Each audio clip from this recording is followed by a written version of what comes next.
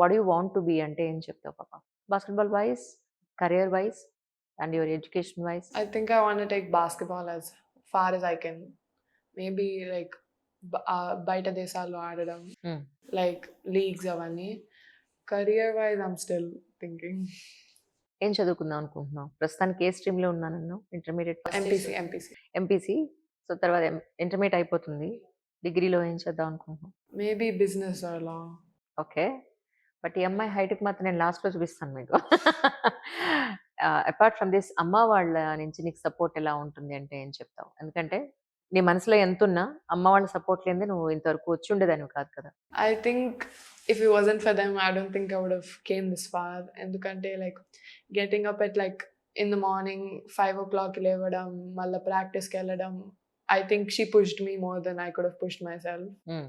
So she was like, every day she used to take me to practice.